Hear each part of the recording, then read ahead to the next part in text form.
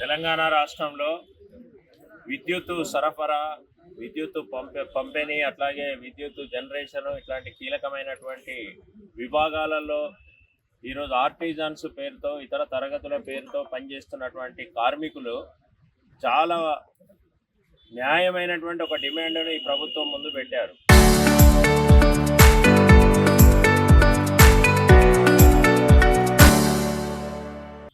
ఆ డిమాండ్ ఏంటంటే, మేము సమాన పని చేస్తున్నప్పుడు అవకాశాలు సమానంగా ఉండాలి.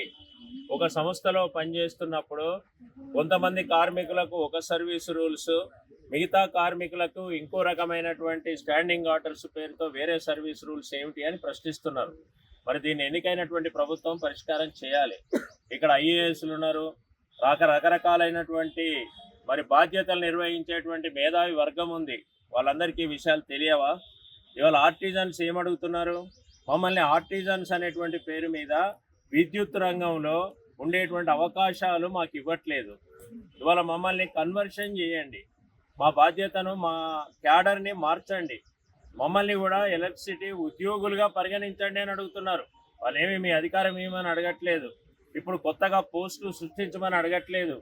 ఆల్రెడీ విద్యుత్ సంస్థలో చాలా బాధ్యతాయుతంగా పనిచేస్తున్నటువంటి వాళ్ళు, వీళ్ళందరూ కూడా ఎక్స్పీరియన్స్ ఉండి రకరకాల అనుభవం కలిగినటువంటి పనులు చేస్తున్నటువంటి వాళ్ళు ఉన్నారు.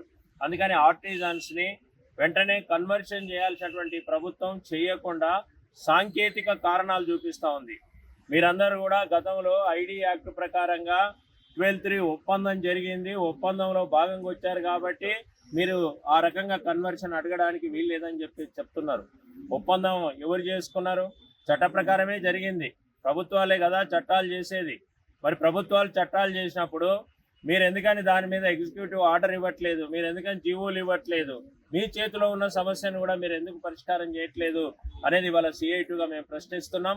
అట్లాగే ఇది సానుభూతితోటి ఈ సమస్యను పరిష్కరించాల్సింది పోయి కన్వర్షను, అట్లాగే సర్వీస్ రూల్స్, వేతనాల్లో ఉన్న వ్యత్యాసాలు ఇవన్నీ కూడా యూనియన్లతోటి చర్చలు జరిపి సమస్యను పరిష్కారం చేయాల్సినటువంటి విద్యుత్ శాఖ మంత్రి కానీ, ముఖ్యమంత్రి కానీ ఎవరూ పట్టించుకోవట్లేదు. పైగా ఈరోజు బెదిరింపులకు దిగుతూ ఉన్నారు. మీరందరూ కూడా విద్యుత్ రంగంలో సమ్మె చేస్తే ఇది అత్యవసర సర్వీస్ కాబట్టి మీ అందరినీ కూడా మేము ఉద్యోగాల నుంచి తొలగిస్తున్నామని చెప్పి ప్రకటన చేస్తూ ఉన్నారు. ఒక ప్రజాస్వామ్య వ్యవస్థలో ప్రజల చేత ఎన్నుకోబడ్డటువంటి ప్రభుత్వము ఈ రకంగా దౌర్జన్యానికి దిగడం సరైందేనా అని చెప్పి అలా మేము CI2గా ప్రశ్నిస్తున్నాం.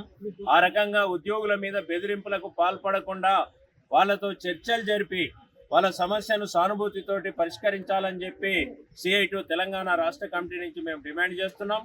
అట్లాగే పోరాటంలో ఉండేటువంటి కార్మికులకు మేము పూర్తి సంఘీభావం తెలియజేస్తా ఉన్నాం.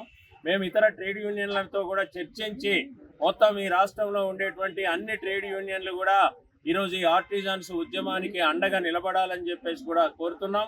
మేము ఆ రకమైనటువంటి సంఘీభావాన్ని వ్యక్తం చేస్తూ రాష్ట్ర ప్రభుత్వం కక్ష సాధింపు చర్యలకు పోకుండా ఈ సమస్యను చర్చించి పరిష్కరించాలని చెప్పి తెలంగాణ రాష్ట్ర ప్రభుత్వాన్ని మేము CI2 తెలంగాణ రాష్ట్ర కమిటీ నుండి డిమాండ్ చేస్తున్నాం.